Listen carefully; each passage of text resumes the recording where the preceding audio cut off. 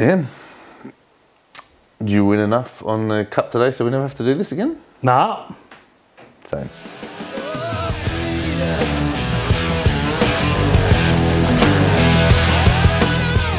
Hey everyone, welcome back to another episode of Rugby League Outlaws, brought to you by the good people at Top Sport. Don't forget to like and subscribe. Top Sport took my money. Well, good. Good. I got a little bit off them. Yeah. But yeah, they got a bit back over the cup. But that's okay. That's okay. That's what we're here to do. Yeah, we are here to do that. But I see your fin is up. Look, my fin is well and truly up because it's time to bring back our shark segment on the back of a humongous week. That has been a big Off week. the park for the Cronulla Sutherland Sharks. Braden Trindle, the first domino, has fallen. Re-signed with Cronulla for many, many years. Mm-hmm. What are your thoughts? Oh, I mean, I love it. I love it. This is the one we wanted, right? Yeah, this is the one we wanted. This is the partner for Nicho Hynes. It's always been, you know, when we signed Nicho, we were like, well, we've got to keep Sean Johnson, or we've got to go out and find someone. And then it was Matt Moylan, and then it was Trindle, and then it was Moylan, and then it was Trindle, and it kind of got a bit clunky. And this year, Trindle just went, my team. Career best year, our player of the year, which is far more prestigious than anything the Sharks ever awarded. Yep. I am stoked, and I cannot believe there's some people out there going, one, they've got the figures wrong because it includes next year being upgraded, saying, oh, we've overpaid for this player, blah, blah, blah, we need to keep Atkinson, blah, blah, blah. I heard someone say that Trindle had a couple of good games. Trindle had a lot of good games. It was our best throughout the finals and almost dragged us. We were only in against Penrith because of Trindle, let's face it. His kicking game in that first half, his defence in that first half, and his kicking game in the second half, his ball playing. It's kept us in there. Yeah, look, this is the one. I know a lot of people are saying, oh, Dan Atkinson's got a lot of talent. Dan Atkinson's this, Dan Atkinson's that. Dan Atkinson's 24 years old. He's a runner. Yeah. Trindle's around about the same age. Far better player. Far better player. Far better player. All over. I can't see any negativity in this, and I won't hear any. And I understand it was one or the other. We were going to keep one or the other to partner Nicho Hynes for the long-term future, knowing that Riley Pollard is in the background. He's signed up with us long-term as well. Exactly right. We made the right call here. Of course we did. Now, obviously, it's going to be a bit more money, but people don't understand. Every year the cap goes up. Every year players get paid their 18% ratchet clause. In the grand scheme of things, the upgrade to Trindle is not as much as you think it is. No, I'm stoked, and that was the one we wanted. The second one we wanted was Briton Nikora, which at time of recording hasn't been announced by the club, but David Riccio is pretty in. He said it's done. Yeah, apparently all the I's are dotted, all the T's are crossed. It's verbally communicated that Briton Nikora is staying in Cronulla for another couple of years. I wanted this one to be the 3 or 4 year deal. Yep. But it's another. Brit only ever signs 2 year deals with us. Yeah, look, completely fair. If he's going to keep doing that his entire career, and he's going to keep going up and up because he's getting better every year. Yeah, we got the two of the probably three that we said we need to do. 2 of the 4. Yep. 2 of the 4 for me. Ronaldo 3. Who's your 4th? Wilton? Samuel 3. Yeah. Oh well, that's an obvious one. Ronaldo 4. Ronaldo. Let's pivot to him. Is supposedly going to test the market, as is he's right. According to numerous sources, is going to get some pretty big money elsewhere. Yeah, look, there's obviously going to be an offer from the Brisbane Broncos. They need another outside back as well. I, for some reason, keep picturing him in a Sydney Roosters jersey on one flank and Dominic Young on the other. Yeah, makes sense. There's going to be teams like Parramatta who are desperate for outside backs as well. In the grand scheme of things, Ronaldo is very well paid. Yep. And we can continue to pay Ronaldo very well. And I think outside of the Penrith Panthers coming in and giving him an offer, if he wants to stay in Sydney, we're probably about the best shot for him. Yeah, it's going to come down to money if we lose him. Now, as I said in the group chat a couple of times, overpaying wingers never works. No. Penrith have got the best winger in the game, To'o, who's on a massively undervalued contract, which is why he reportedly wanted to go to the Tigers and cash in. You look at Penrith, though, they've had wingers come through and they've gone, okay, we want an upgrade. Okay, see you later, and brought in a young kid. And it hasn't affected them in any way. Of course, the system's great.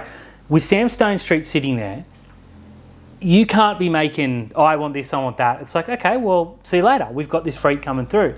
The way Katoa played for Tonga the other night, the way he finished the season, Katoa and Stonestreet works completely fine for me. And you also have to have a look, Chris Vela is sitting in New South Wales Cup, just re-signed as well. Michael Gabriel is there. We have got Christian Dixon. Yep. We've got Nikora Williams, who's going to be coming in for first grade soon. You've got Lee Myson, who can also go on the wing. And if anyone turns around and says he's too short, Google Brian Toho's height. Yeah, exactly. Probably the smallest winger in the competition in terms of height-wise. Yeah. I think you will see, obviously, maybe by the time it comes out, there's going to be re-signings, there's going to be players we lose. McInnes is the other one that's reportedly done. Not hugely high on that, but if you go 1 year at a time until young Sam McCulloch's ready to go, I'll be okay with it. Yeah, look, McInnes, it is what it is. Some weeks I love him, some weeks I loathe him. I don't understand why he takes so many hit-ups. He doesn't make any post-contact meters. He's just there to defend and defend very well.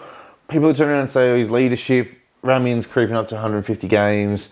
We've got players all over the park that are creeping up there. I get it. Whatever. Year by year works for me. While we're talking re-signings, Nakora Williams, young gun, Felix Fa'atili, and Christian Dixon, we can exclusively reveal, although I tweeted it last week, signed a 2-year training trial. We'll train with the Sharks before going back to Newtown. That Newtown side next year is going to be absolutely stacked. That Newtown team is incredible. Flag is going to be stacked. What are your thoughts? The only thing about a training trial with Christian Dixon is, yes, he goes back and he's technically a Newtown contracted player, which means if a club comes and offers him an NRL deal, he's gone.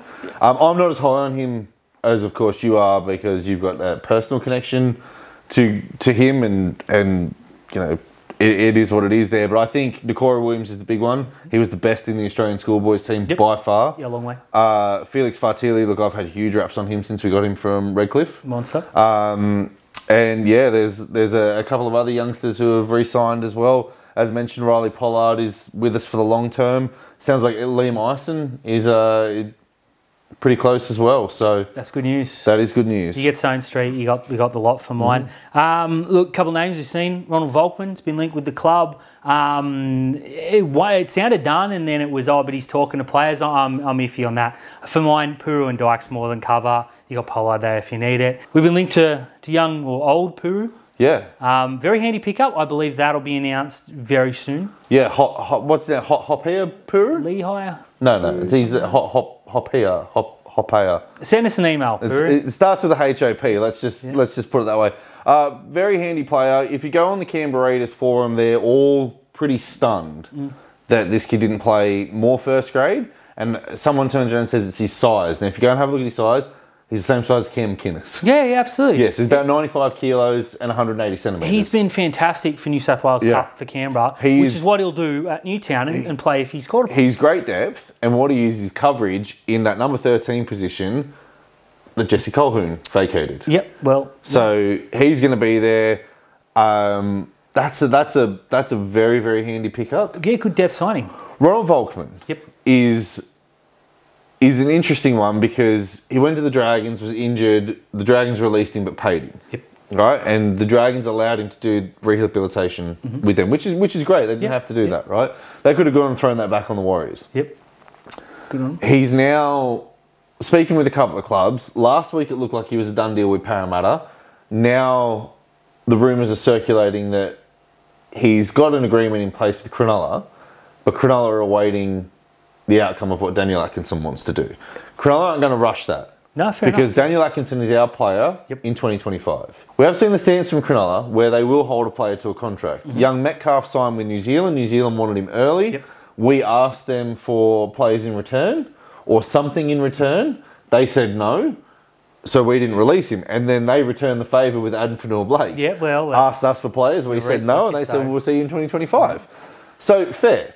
But then we have seen with Lachlan Miller and Connor Tracy that we will release you and we will let you go and take your opportunity where you're going to go and get first grade football as long as we get something back. Yeah, it's got to benefit us. It has to benefit us. Whether we come out, better or worse, the Dogs fans are still saying, oh, well, we got Connor Tracy and he's a first grader. We got Michael Gabriel, who's going to be a future first grader, right? And it's the same with what we did with Newcastle.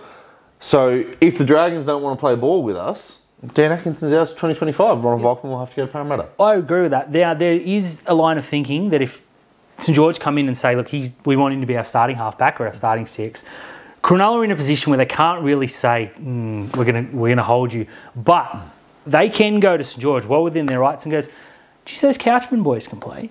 They can't really. Yeah, well, I'm just saying they could. Yeah. They wouldn't. But you go there and you say, they've got a couple of fleet players who are looking good. A couple. Their SG Ball team won some games this year and say, I like the look of that halfback. We'll have him. Yeah, that's what I mean. It has to benefit us. We have to get something out of it.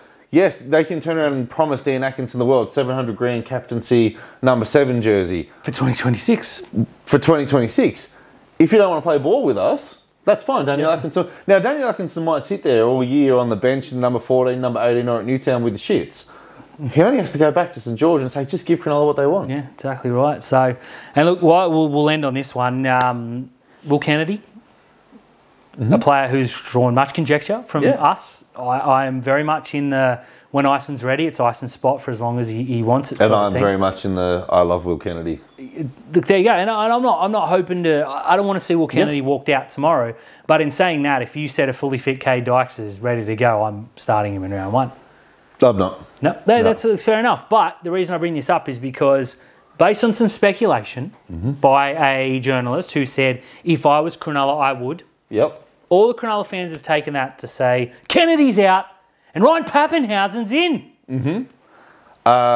Look, in a fantasy world, you'd love Ryan Pappenhausen. You sign him tomorrow. You sign him tomorrow, right? Will Kennedy's probably on a third of what Ryan Pappenhausen is going to demand. Yep. So you take that third, and you've got to come up with 2/3. See your Ronaldo, probably see your Wilton. Yep. Probably see another player. Yep. You Welly. Oh, well, I mean, whatever. But, yeah, look, it's a fantasy. Yeah. It's a very, very good fantasy. And if you could somehow manage it and say, you know what, our final 5 players, we're going to have a strong 20, 25, 24 players, and 6 guys are going to be flag players. And if we get enough injuries, oh, well, these flag boys are going to get some games. Maybe so be it. But I urge everybody to go and listen to the Shamus podcast with James Green, where he turned around and said, he didn't turn around and say Ryan Pappenhausen is linked or Cronulla are looking. He said, if I'm in charge of Cronulla, I'm going to find out what I need to do to get Ryan Pappenhausen. That means Will Kennedy's going to go. All of a sudden, there's 6 articles saying Will Kennedy's being shown the door. Ludicrous. It is a joke. Now, I want to be very much on record. I'll be on record. If Ryan Pappenhausen signs after my wedding, I will grow a mullet. Yeah, and I'll join a spectacular mullet. And it's happening because we love the idea. But in a realistic world, Will Kennedy's got next year, Liam Ison is breathing down his neck. That's your future. Yeah, and again, speculation. But if you can get Ryan Pappenhausen, they both go. Probably.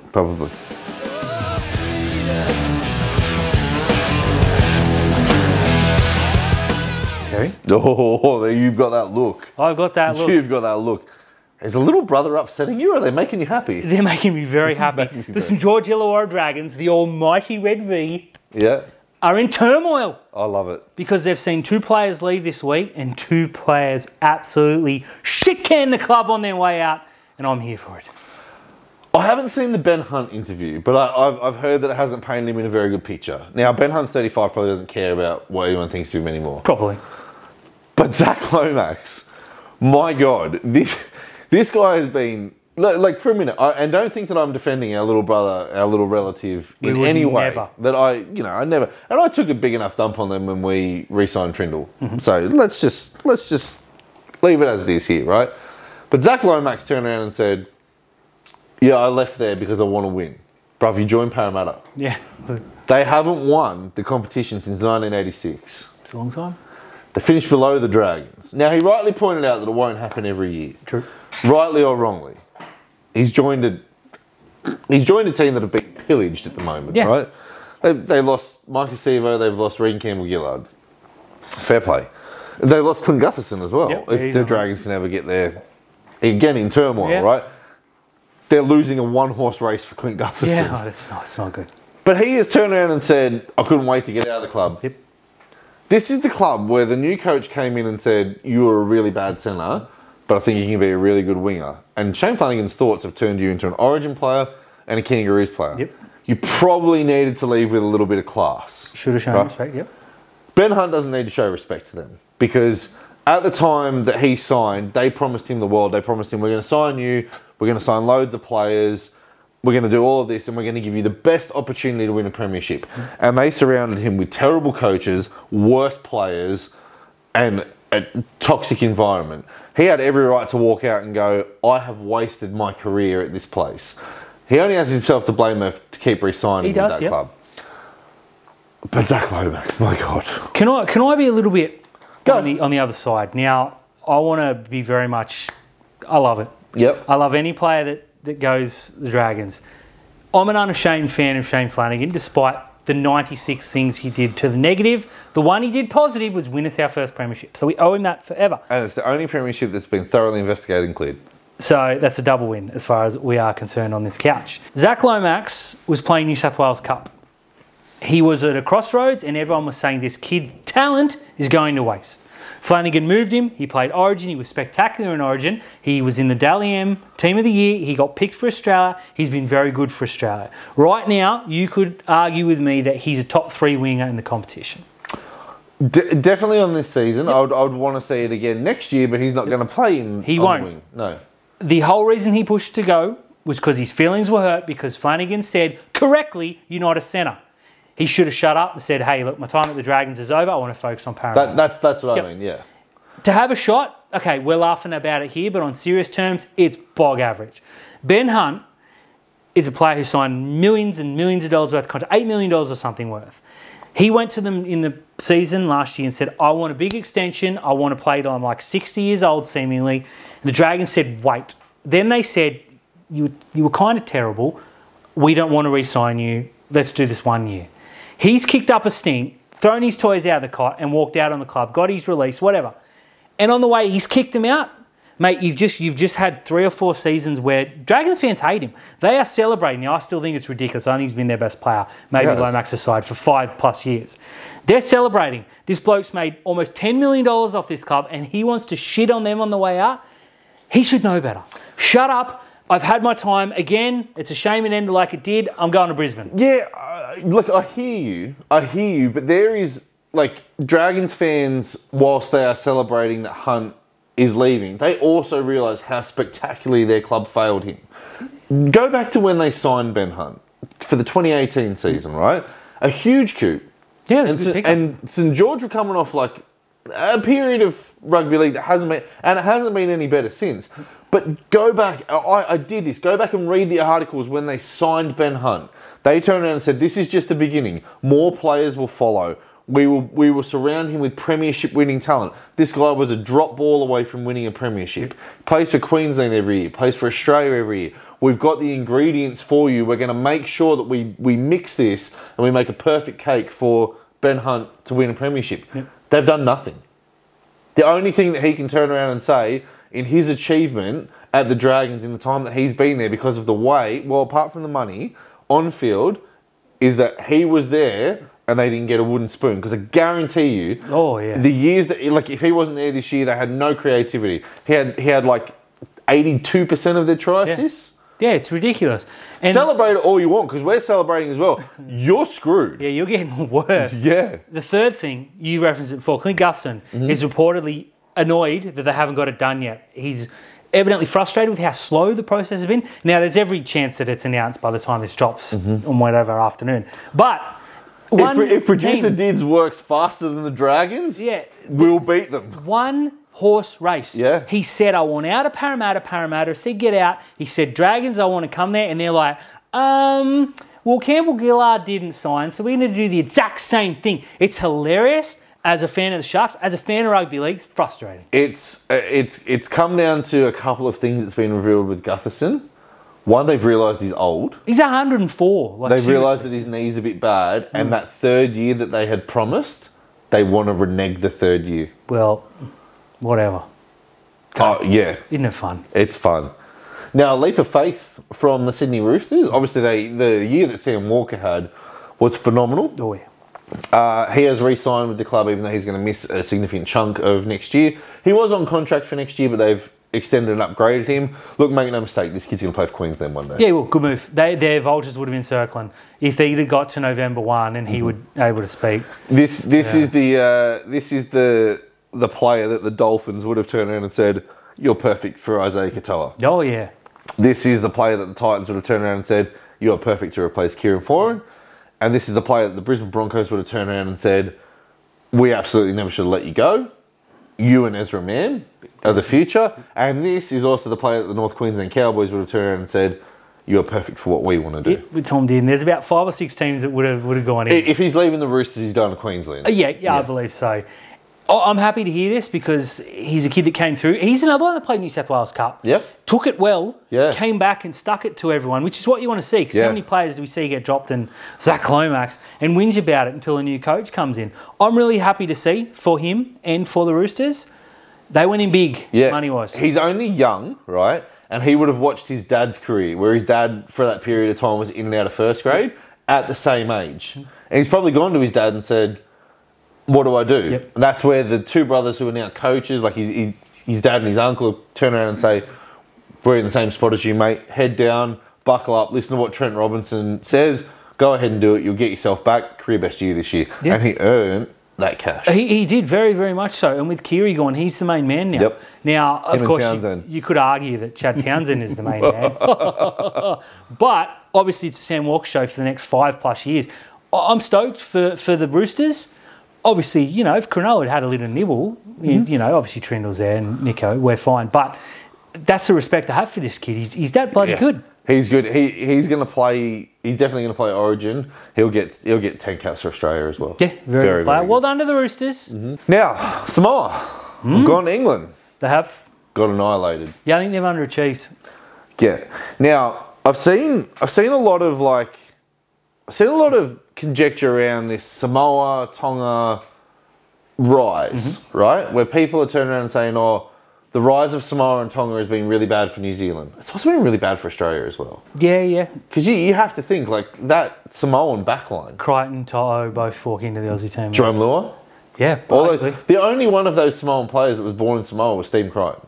No, there you go. So, like, it's affected everyone, right? Let's just put it this way. It's affected everyone.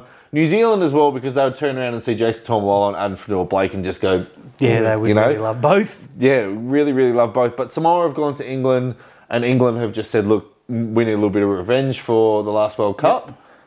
Giving them an absolute shellacking. They did. Herbie Farnworth. Geez, it's a bad time to be a Herbie Farnworth doubter. He was breathtaking in 2 games. Yeah, but he wasn't England's best. No, but he was probably the one that people will know the most. Yeah, he is the one that people will know those. But make no mistake about this. It was George Williams versus Jerome Luai, and George Williams has gone 10-7, 10-7. Yeah, he beat him, and Canberra would be kicking themselves because they ended up. Now, I understand Jerome Luai and the Penrith boys have probably all got a mad hangover. Yeah. But George Williams still has something to prove. Yeah, big time he does. Yeah, big time, absolutely. I was not shocked because that England side's very good. A lot of people think, it's the Super League. Okay, there's a lot of terrible Super League players. Oh, yeah. But there's a lot of really good Super League players. And when you put the top of the top in, that England team is probably the second best team in the world right now, although I still maintain that New Zealand with Jerome Hughes and Dylan Brown are a completely different team. Yeah, I maintain that as well. They're missing a lot of talent. Australia are missing a lot of talent as well. So, but right now, like, I think England and Australia would be a good match for 60 minutes.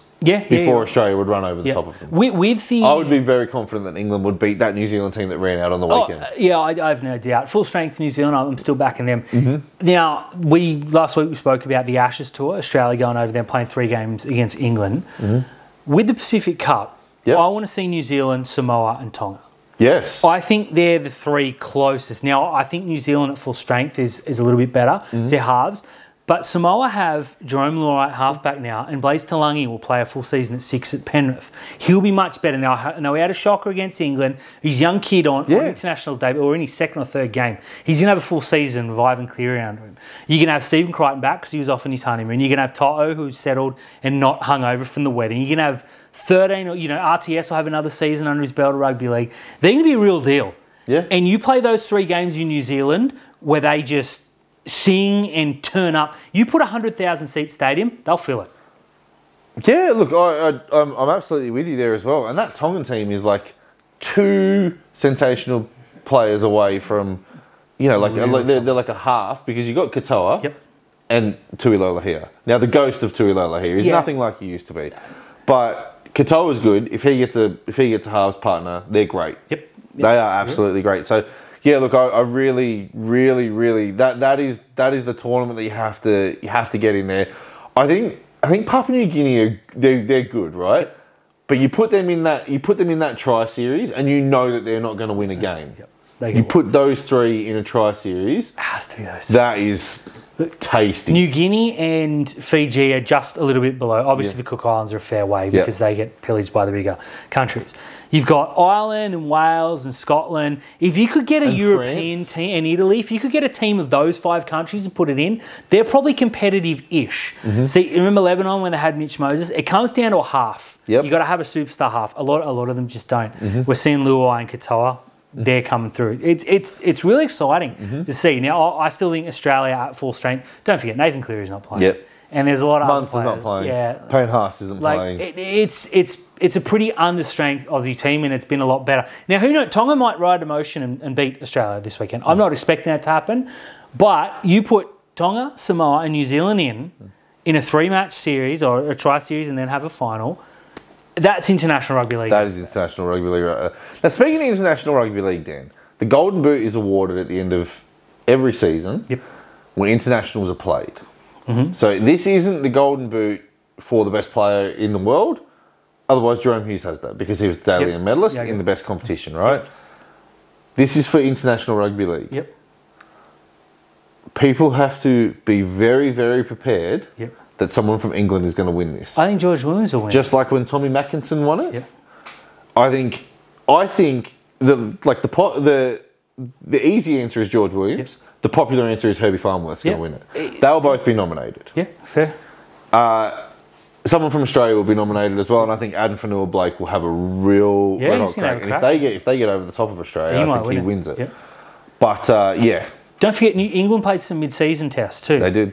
Whereas Australia and New Zealand didn't. They didn't. I don't like the Golden Boot. I don't think it's a prestigious award.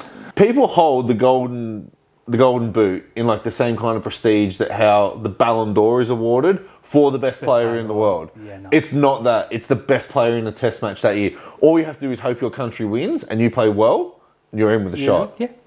Yeah, I don't love it because, like I said, Jerome Hughes is the best player on the planet right now, technically, but I mean, every award goes to Nathan Cleary.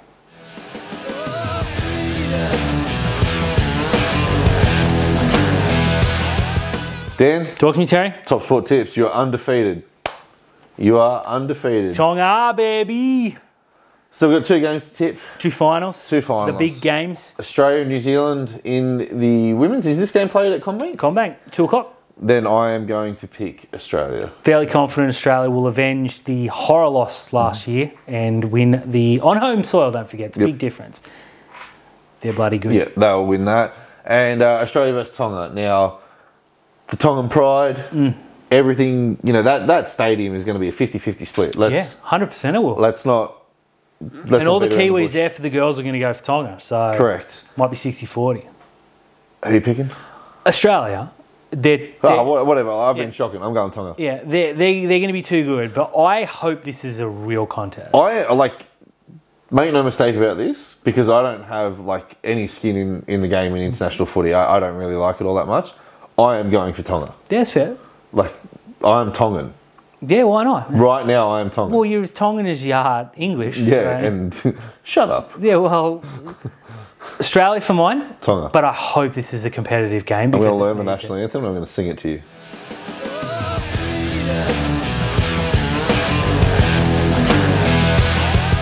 Hey everyone, thank you for tuning in to another episode of Rugby League Outlaws, brought to you by the good people at Top Sport. Don't forget to like and subscribe everywhere you can. Look, it's been fun, eh? Yeah, it is. Look, we'll be back to hopefully next week tell you where Ben Hunt signed, if Clint Gutherson's still alive. Terrell May, we forgot him earlier. We forgot Terrell May, yeah. We'll do a whole segment on Big Terrell T. May, yeah. And we'll know about his court cases. Yep. Yeah, which are ridiculous. We'll know if there's some more player movements coming, hopefully some more signings, some players jumping ship. Get in the comments and tell us who you would like the Sharks to sign, because the more comments, the better it looks for us. Yes, absolutely. Just put any player, I don't even care.